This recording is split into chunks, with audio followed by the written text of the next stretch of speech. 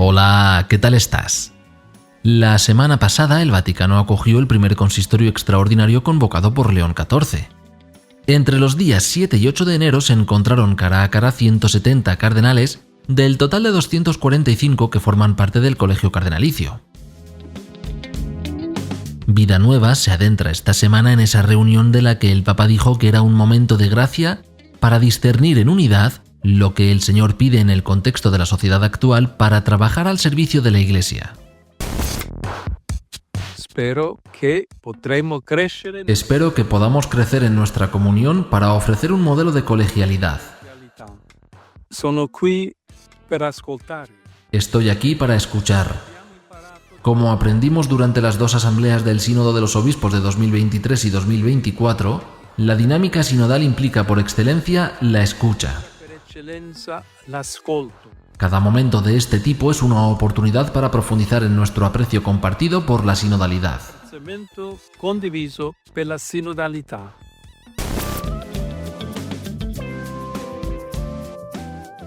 Eso decía el Papa León a los cardenales al comienzo de la primera reunión. Hoy, por tanto, hablaremos sobre sinodalidad desde la perspectiva cardenalicia y sobre el propio Colegio de Cardenales. Remanguemos el bajo de nuestro pantalón para poder alejarnos de la orilla y adentrarnos en el río de la información. Descubramos en compañía mutua qué es lo que se puede observar desde el lugar donde las aguas pueden llegar a ser ciertamente turbulentas. Soy José Antonio y te doy la bienvenida al 240º episodio.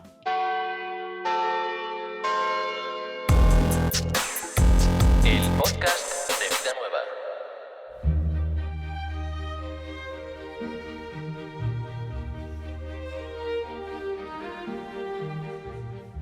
Al término de este primer consistorio convocado por León XIV, el cardenal José Cobo informaba a los fieles de la diócesis de Madrid a través de las redes sociales de este modo.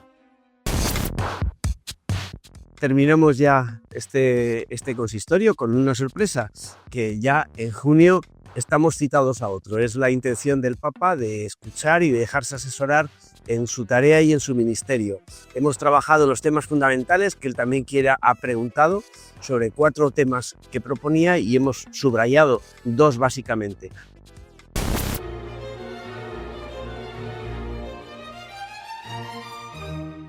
El cardenal Cobo hablaba sobre la próxima convocatoria a otro consistorio como una sorpresa. De hecho, las reacciones a esta decisión han sido muy plurales. De un lado encontramos a quienes arropan al pontífice y coinciden con él en que un encuentro más regular con los cardenales y entre ellos ayudará a un mejor entendimiento mutuo y, por tanto, a que la Iglesia pueda trabajar y dar pasos hacia una experiencia sinodal hecha realidad en cada territorio.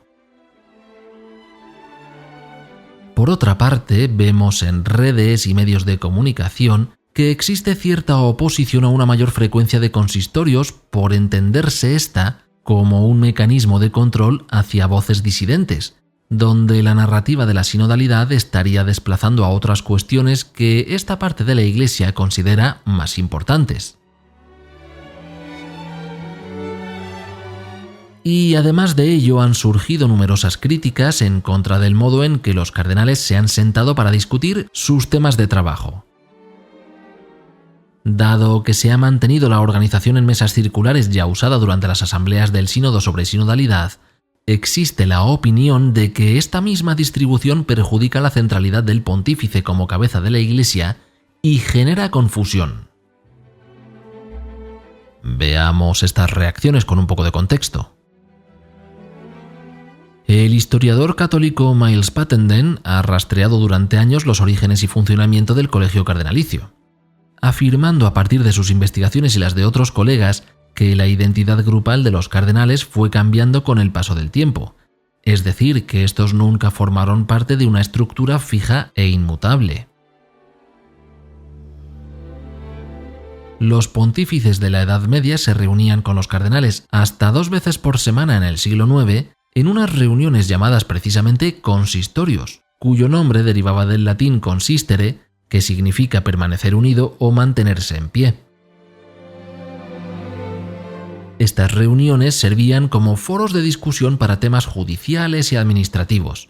De este modo, el Papa buscaba los consejos y opiniones de los cardenales, a veces incluso por medio de votos formales, y luego, a partir de todo ello, el pontífice tomaba su propia decisión.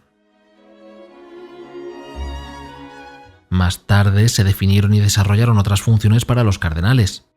Gregorio VII contribuyó, por ejemplo, a que los cardenales desarrollaran una mayor identidad común. Y luego, en el año 1059, cuando Nicolás II, con su bula In nomine Domini, indicó que la elección del siguiente papa quedaba reservada a los cardenales obispos de las 7 diócesis suburbicarias alrededor de Roma, el resto de cardenales no quedaron contentos y pidieron mayor capacidad de decisión en la elección papal. De hecho, como tal vez sepas, esto tuvo consecuencias de gran magnitud. En la noche entre el 13 y 14 de febrero del año 1130, falleció el Papa Honorio II y fue enterrado rápidamente en una tumba temporal.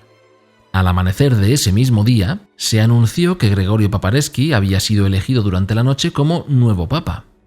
Hasta entonces había sido cardenal diácono y la elección fue tomada solamente por un pequeño grupo de cardenales. Otro cardenal, Pietro Pierleoni, convocó al resto del colegio para exponer la situación y hubo otra votación con mucha más participación de la que salió elegido precisamente el propio Pietro Pierleoni. Este fue arropado por los cardenales que le habían votado, por el clero y por el resto de gente que estaba presente.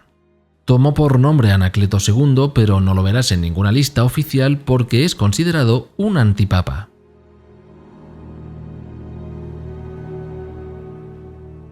Este breve contexto histórico amplía el rango de nuestra mirada para poder observar el consistorio convocado por el Papa León XIV. Las opiniones que hemos escuchado, las informaciones en los medios y en las redes digitales, ¿cuál es el modelo de iglesia por el que abogan? ¿Por un pontificado que no sea un reinado absoluto?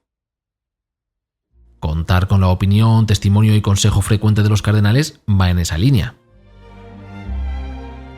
Tal vez por lo contrario, por un papa que sea rey, que sea emperador absoluto, o acaso por un pontificado de marioneta, es decir, donde el colegio cardenalicio tenga poder real para vetar al papa y éste quede reducido por tanto a una mera figura representativa. En el consistorio celebrado entre los pasados 7 y 8 de enero, el papa reivindicó la dinámica sinodal promovida por su predecesor, el Papa Francisco, como el método de trabajo fundamental para esta nueva etapa pontificia. El objetivo principal del encuentro no fue llegar a la redacción de un texto, sino mantener una conversación abierta que pueda ayudar al pontífice en su servicio a la misión de la Iglesia Universal. Esto último, el servicio a la misión de la Iglesia Universal, es difícilmente comprensible si la mirada permanece anclada en Roma. El Papa Sixto V, en 1586, estableció un máximo de 70 cardenales, inspirándose en los 70 ancianos de Israel que aparecen en el Antiguo Testamento, por ejemplo en el capítulo 24 del Éxodo. Este número de cardenales se mantuvo más o menos estable durante unos 400 años. Fue el Papa San Juan XXIII quien decidió superar esa barrera numérica para adaptarse a las necesidades de un mundo que parecía cada vez, y de hecho era, más grande y plural.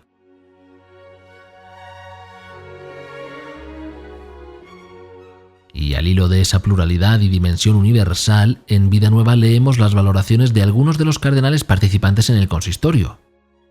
Jaime Spengler, arzobispo de Porto Alegre en Brasil y actual presidente del CELAM, escribe lo siguiente.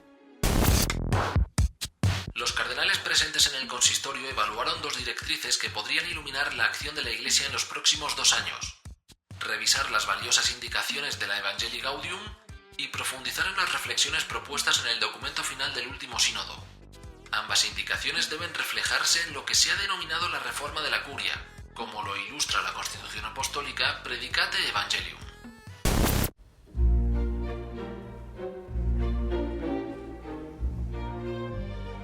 Por su parte, Luis Gerardo Cabrera, arzobispo de Guayaquil en Ecuador, dice lo siguiente.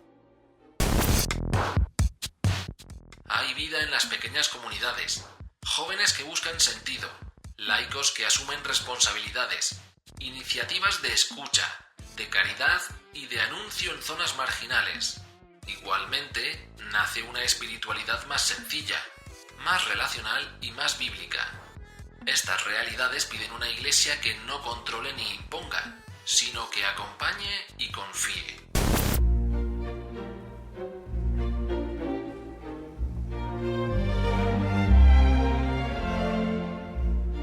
Y Carlos Castillo Matasoglio, arzobispo de Lima, Perú, escribe así. Desde el Concilio Vaticano II hace 60 años, todas las preocupaciones de los papas han sido en torno a cuestiones de eclesiología pensando en la misión que tiene la Iglesia en el mundo de hoy.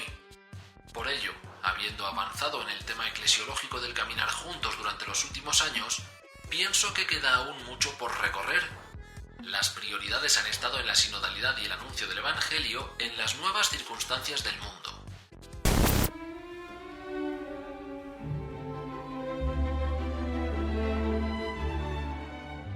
Por su parte, el cardenal José Luis Lacunza transmitió su visión a través del servicio de medios de los agustinos recoletos. En este fragmento explica de dónde surge la iniciativa de León XIV a la hora de convocar este consistorio. Primero, de su interés personal de tener una consulta más o menos frecuente, continua, con los cardenales sobre distintos aspectos y situaciones de la vida de la Iglesia. Y segundo, porque fue una petición que salió tanto en las reuniones precónclave de los cardenales como en la primera reunión que tuvo el Papa después de ser elegido con todos los cardenales allí mismo en el aula del sínodo. Volvió otra vez a salir la petición. Así que el Papa León, por propia convicción y por las peticiones surgidas, pues tomó el guante y se lanzó a esta convocatoria. Y una convocatoria que tenía en principio 4 áreas o 4 elementos a ser considerados. Uno, el tema de la evangelización sobre la exhortación apostólica Evangelii Gaudium. Un segundo tema era el sínodo y la sinodalidad. El tercer tema era la Predicate Evangelium. Y el cuarto tema era la liturgia. Esos eran los 4 temas que componían la temática de la reunión.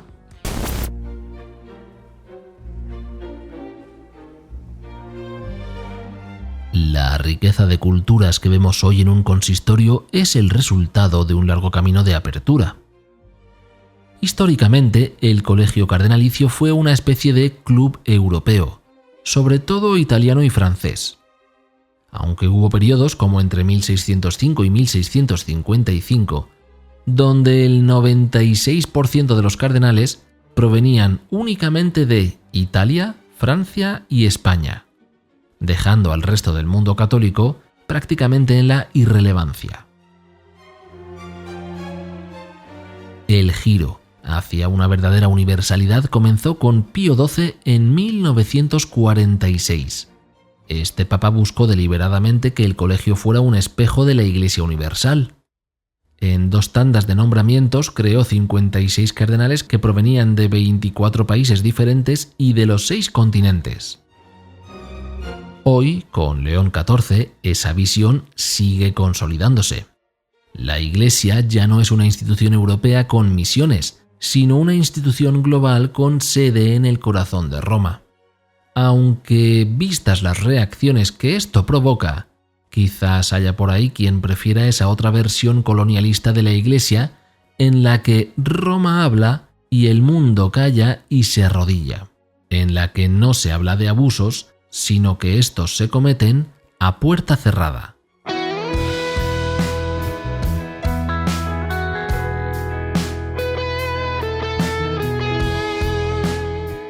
Esta semana en Vida Nueva se habla sobre el primer consistorio extraordinario convocado por León XIV, pero no es el único tema que contiene.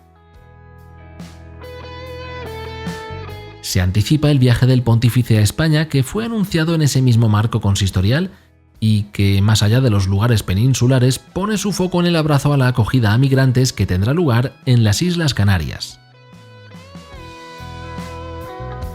El párroco católico de Groenlandia ha expresado que lo que sucede con esa isla y la avidez del presidente estadounidense por hacerse con ella no tiene que ver con la geopolítica, sino que es una cuestión humana. Desde Siria, el misionero argentino Hugo Alaniz detalla a Vida Nueva el miedo que ha regresado al país a raíz de enfrentamientos los últimos días entre fuerzas gubernamentales y milicianos kurdos. Para estar al tanto de estas y muchas otras noticias y análisis de primera línea, considera ahora suscribirte a Vida Nueva. Recibirás y tendrás acceso a 47 números cada año. Si quieres tener más información al respecto, visita vidanuevadigital.com/suscripciones.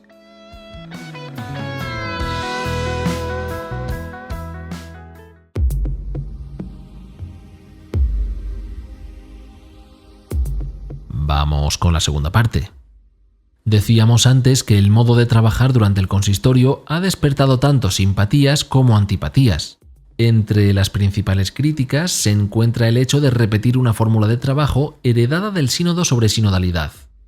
Mesas circulares en lugar de lecciones magistrales. Diálogo en lugar de discurso. Escuchemos ahora 3 opiniones de cardenales presentes en el consistorio. En primer lugar, el cardenal Luis José Rueda Aparicio, de Colombia. Hemos terminado una experiencia hermosa de colegialidad, de fraternidad, de cercanía con el Santo Padre.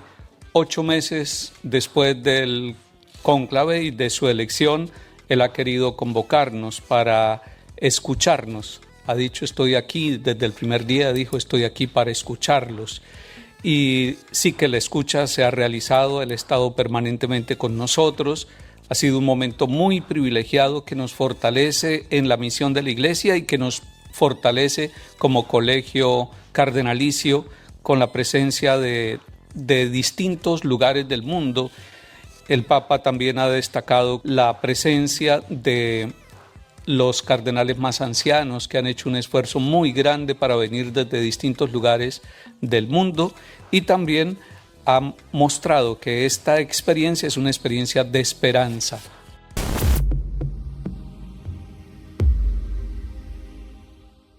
Ahora el cardenal Stephen Brislin, de Sudáfrica.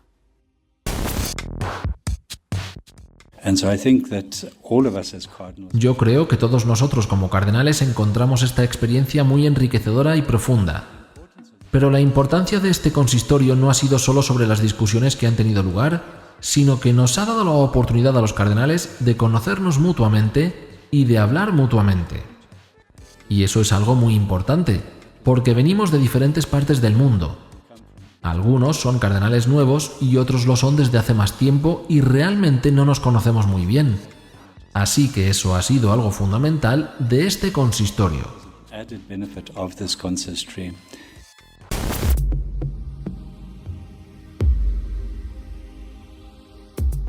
Enseguida lo ponemos todo en relación. Ahora, por último, unas palabras del cardenal Pablo Virgilio Sionco, de Filipinas.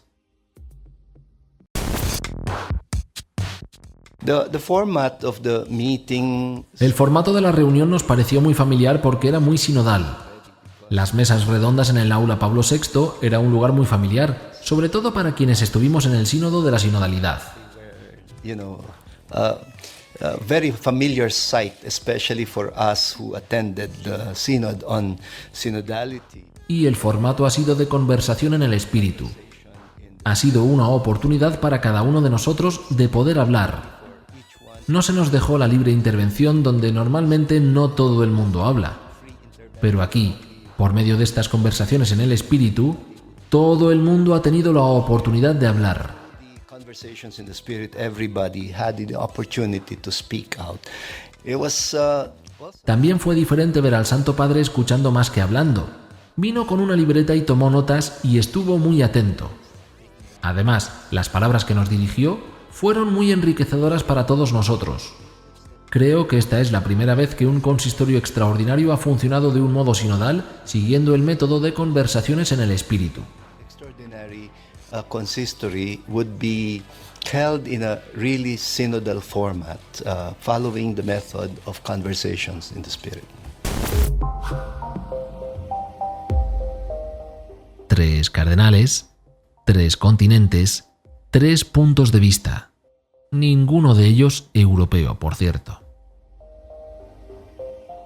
Luis José Rueda señalaba precisamente ese rasgo percibido de universalidad, pero no solo en lo geográfico, sino que decía que el Papa León había alabado el esfuerzo de los cardenales más ancianos de participar en la reunión, aun con los evidentes riesgos de salud que algunos de ellos corren a la hora de emprender el viaje. Universalidad en la dimensión geográfica y en la temporal, donde se cruzan fronteras físicas y metafóricas. Stephen Breslin, por su parte, ponía el acento en la necesidad de conocerse mutuamente, en cómo el clima conversacional facilita el encuentro directo de tú a tú. En una sala de conferencias donde hay un ponente central, como mucho le ves la coronilla al de delante, y eso suponiendo que no la lleve tapada. Breslin también comentaba la reducción de la brecha comunicacional entre los cardenales más recientes y los más experimentados. Por último, el cardenal Pablo Virgilio Sionco destacaba la presencia misma de León XIV como un participante tomando notas, un pontífice a la escucha. Lo que te decía al principio acerca de las susceptibilidades que han sido heridas por este consistorio y su modo de trabajo, es presentado sin embargo por todos estos cardenales como algo positivo. Poder hablar, conocerse y ver al sucesor de Pedro integrarse también en el trabajo. Aunque, además de todo lo que decían los cardenales, pienso que hay un beneficio añadido a este modo de funcionamiento que no está siendo lo suficientemente puesto en valor. Que los cardenales se encuentren, conozcan y conversen les hace menos susceptibles a la manipulación externa. Recuerda que a propósito del fallecimiento del Papa Francisco e incluso antes de ello, se pusieron en marcha diferentes plataformas y estrategias con el fin de influir en la decisión de los cardenales electores, como por ejemplo páginas web donde se clasificaba a los papables en función de su afinidad a Francisco. Los cardenales son seres humanos y por tanto falibles. Sin embargo, un mayor desarrollo del tejido afectivo entre ellos les protege frente a grupos de presión externos. Incluso me aventuro a especular sobre si estos grupos son los mismos que prefieren una forma de trabajar más jerárquica, más de obedecer en silencio y menos de hacerse preguntas. Come sappiamo, la parola consistorium. Como sabemos, la palabra consistorio, consistorium, asamblea, puede ser leída a la luz de la raíz del verbo consistere, es decir, detenerse. En efecto, todos nosotros nos hemos detenido para estar aquí. Hemos suspendido durante un tiempo nuestras actividades y renunciado a compromisos incluso importantes para reunirnos y discernir juntos lo que el Señor nos pide por el bien de su pueblo. Per ritrovarci insieme a discernere ciò che il Signore ci chiede per il bene del suo popolo. Esto es en sí mismo un gesto muy significativo, profético, especialmente en el contexto de la sociedad frenética en la que vivimos. Particolarmente nel contesto della società frenetica in cui viviamo. De hecho, recuerda la importancia en cada trayecto de la vida de detenerse para orar, escuchar, reflexionar y así volver a enfocar cada vez mejor la mirada en la meta, dirigiendo hacia ella todos los esfuerzos y recursos para no correr el riesgo de correr a ciegas o dar golpes en el aire. Indirizzando ad essa ogni sforzo e risorsa per non rischiare di correre alla cieca o di battere l'aria in vano. Aquí el Papa León utiliza otro significado para la palabra latina consistere. Está formada por el prefijo con que significa todo o junto, y por la palabra sistere, que significaba establecer o estar fijo.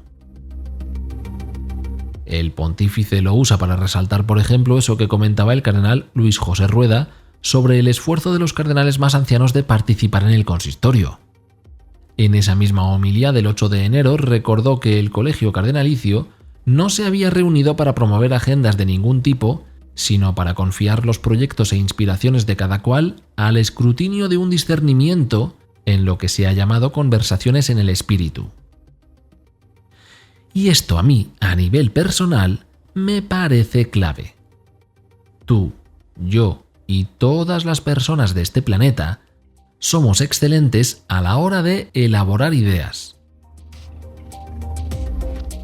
Entre los muros de nuestro cuarto, de nuestra casa, comunidad o convento, nos vienen ideas tan buenas que incluso a veces las consideramos inspiradas desde lo divino. Pero luego, cuando salimos afuera y las compartimos con el mundo, puede que la ducha de realidad que recibimos nos haga caer en la cuenta de que a lo mejor no eran ideas tan geniales como parecían en un principio. Eso es lo que yo considero fundamental. La posibilidad de exponer las propias ideas asusta a cualquiera, salvo, por supuesto, a quienes tienen un ego tan grande que incluso les sirve de ropa interior. Al resto de seres humanos, con nuestras naturales fragilidades e inseguridades, sin embargo, ese proceso de intercambio ayuda no solo a caer en la cuenta de nuestras limitaciones, sino también a ir más allá de ellas gracias a la contribución ajena. Me explico. Tal vez mi percepción esté extradimensionada, pero estoy convencido de que este modo de trabajar humaniza a los cardenales en el sentido de que les aporta el calor de la réplica, de la corrección fraterna, del descubrimiento de nuevas fronteras que antes habían sido impensadas y hasta impensables. Il nostro fermarci, allora, è anzitutto un grande atto d'amore.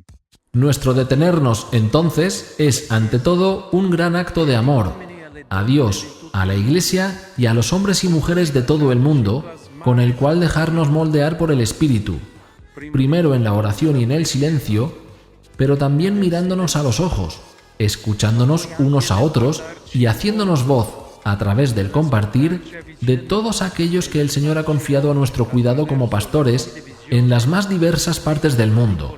Che il Signore ha affidato alla nostra sollecitudine di pastori nelle più svariate parti del mondo. Un acto que hay que vivir con corazón humilde y generoso, conscientes de que es por gracia que estamos aquí y no hay nada de lo que tenemos que no hayamos recibido como don y talento que no se debe desperdiciar, sino emplear con prudencia y valentía. Talento da non lasciare andare sprecato, ma da investire con accortezza e coraggio. Como escuchas, el Papa León expresaba esa misma idea en la homilía del 8 de enero, pero con mucha más finura que yo, obviamente, que para algo él es la actual cabeza de la Iglesia. El fondo, no obstante, es similar. Me gusta mucho esa expresión que utiliza de mirarse a los ojos, escucharse y hacerse voz a través del compartir, pero no la voz propia, sino la de aquellas personas a las que se pastorea. Es una propuesta que escapa al concepto de cardenal como príncipe de la Iglesia. Puede que en 2026 y los años siguientes la Iglesia consiga por fin desprenderse de aquella figura de príncipes obispos del Sacro Imperio Romano Germánico que después eran nombrados cardenales y reinaban en territorios de tamaño pequeño a mediano. La doctora Bettina Braun, de la Universidad Johannes Gutenberg de Maguncia, dice que el hecho de que fuesen príncipes les hacía destacar entre otros cardenales. Al fin y al cabo tenían un ejército bajo su mando. Bettina Braun afirma que durante la Reforma los cardenales que eran a la vez príncipes y obispos tuvieron un papel destacado durante la Reforma de Lutero. y es que muchos de ellos carecían de una formación teológica profunda, de manera que no se enfrentaron a la reforma en el plano doctrinal, sino en el legal y político. Esta misma investigadora indica que para un príncipe obispo el sombrero cardenalicio añadía poco prestigio real a su estatus de príncipe soberano. Era visto más bien como un adorno para el escudo de armas que como una herramienta política útil en el día a día. Ahora, regresando al marco del consistorio que tuvo lugar la semana pasada en el Vaticano, surge entonces la pregunta de si acaso alguno de los cardenales que se oponen a la forma de trabajo sinodal piensan de modo similar. Es decir, que ser cardenal al estilo de una iglesia sinodal no les sirve como herramienta política en el día a día y que, por tanto, viven su nombramiento como un mero adorno en el escudo de armas, o en el escudo a secas, o en el nombre incluso. Al fin y al cabo, algunas personas usan todo esto como sinónimo y ocupar cualquier responsabilidad en la Iglesia se convierte en sus manos en un arma de agresión blandida con rigor.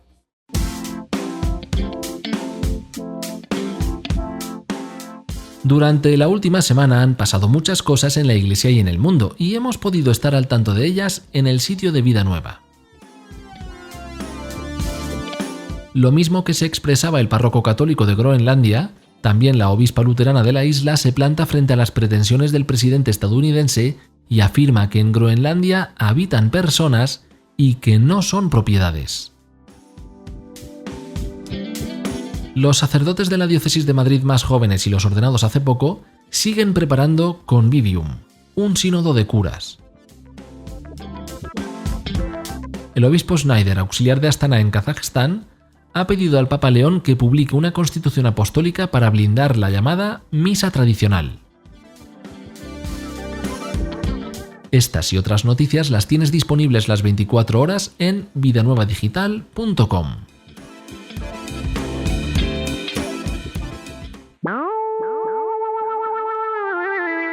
Con esto llegamos al final del episodio. Hemos abierto las ventanas del consistorio de la semana pasada para asomarnos a algunos detalles fundamentales. Espero que te haya gustado. Es un buen momento para que dejes un me gusta o un comentario. Recuerda también que si tienes algo que decirme sobre cualquier episodio, puedes hacerlo escribiéndome a podcast@cincopanes.com. podcast@cincopanes.com. Todo junto y el 5 escrito con letras. Me despido. Te doy las gracias por quedarte conmigo todo este rato. Te deseo una feliz semana. Nos escuchamos en 7 días.